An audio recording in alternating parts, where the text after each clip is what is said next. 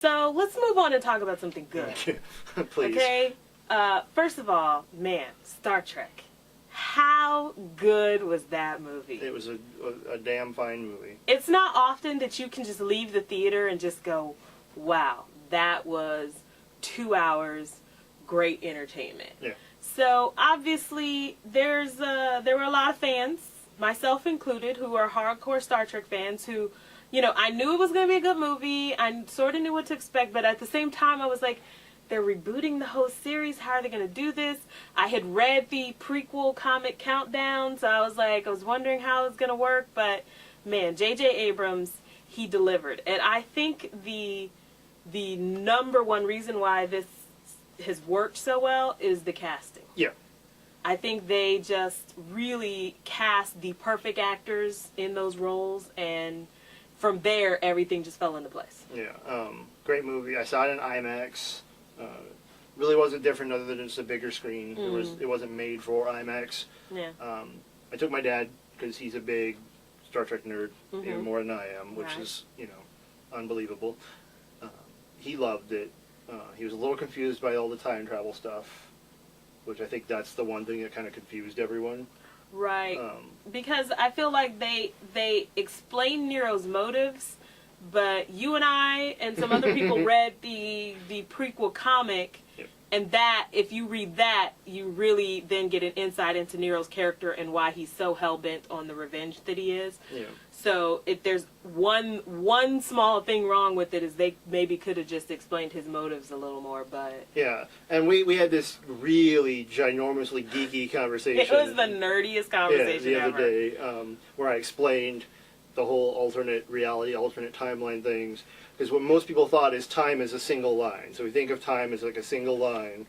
And everyone thought Nero went back in time and screwed everything up.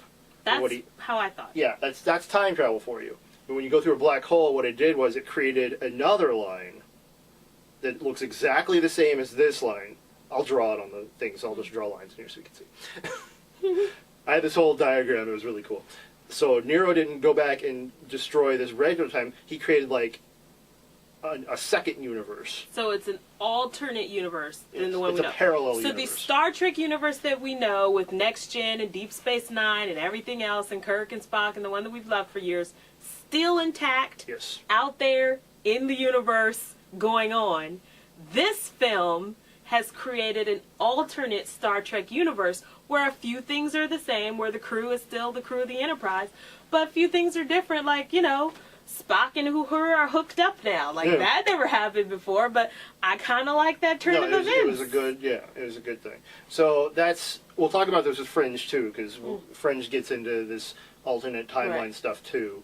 But, like, that's what I said, so now there's two Star Trek timelines. We'll have all the stuff we've come to know and love, and then this, you know, part two, we'll call it. Right. Sort of stuff. Right. And so the movie is just so good. If I had to pick a favorite part of it, I liked the development of the romance between Spock and Uhura because it was unexpected, and then at the same time it worked. Yeah. Also, Simon Pegg as Scotty, just brilliant. He's not in the movie a whole lot, but he just makes the most of every minute he's on screen, and he's just constantly hilarious. And you missed the Tribble that was with him? I missed the Tribble, but, you know, chances are I'm probably going to go see it again, so I'll probably be looking for it. Yeah.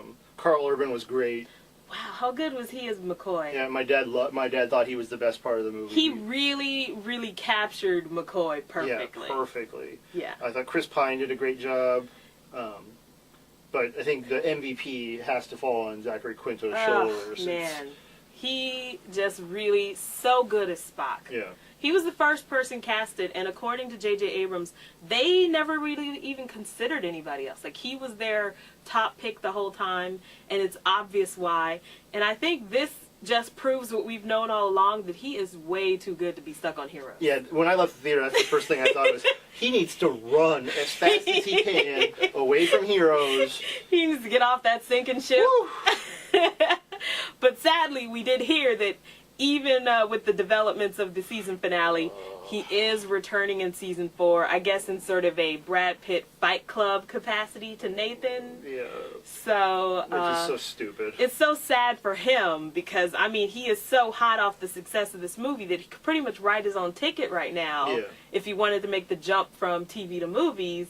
But he's stuck on Heroes, which is just, you know, it's sad. Which is sad, but I don't know how, on the scheme of things, because we haven't talked about this, but we'll just talk about it now. Out of all the movies you've seen so far this year, would you call Star Trek the best you've seen so far? Oh, absolutely, without question. I totally agree. Yeah, it's not even a question in my mind. Yeah, so I have a feeling, you know, come our end of the year show, even if it's not number 1, it's going to be in the top 5 for sure. For sure, yeah, without a doubt. For sure. And probably a lot of other people's too had this weekend it was kind of floating between 95 and 96 on Rotten Tomatoes. As of last night when I checked it, it was at 96%. Had 11 bad reviews and like 200 something good reviews. It had a really high one on Metacritic. It had about the same as like Slumdog Millionaire had, which was amazing. You think about a popcorn movie having a great thing like that. It made a ton of money. On Thursday, it made $4 million alone. Right. Just for, you know, 2 showings. Yeah.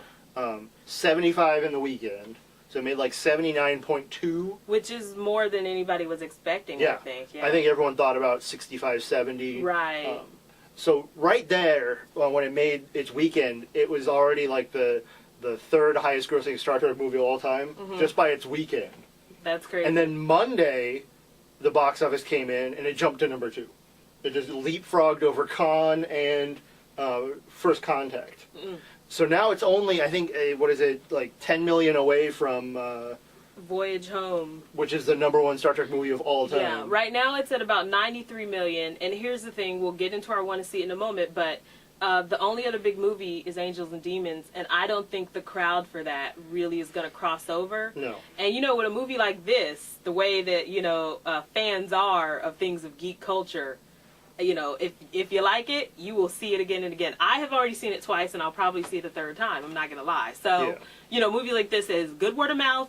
People are going to go for the repeat viewings. If for nothing else, that they want to catch all the little Easter eggs that are in there. They want to see all those, so they're going to go for the repeat viewings. Yeah. So, yeah, it's obviously going to catch Voyage Home. And the other thing it did was it made $8.5 million the weekend in IMAX, which is the highest grossing IMAX weekend of all time. Batman had about a 6.7, I think it was. So, you know, I helped me and my $36 tickets for IMAX.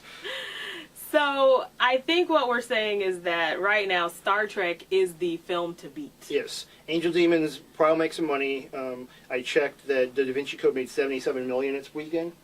So, I think this one, since it's a lesser known version of Da Vinci Code, I don't think people are as excited about it as they were about the Da Vinci Code. And the reviews aren't that great at all. Like I told you the ending yesterday. We both looked at each other like maybe we were being punked by someone. and it's caught in the Star Trek phenomenon. So and I think that's going to hurt it. So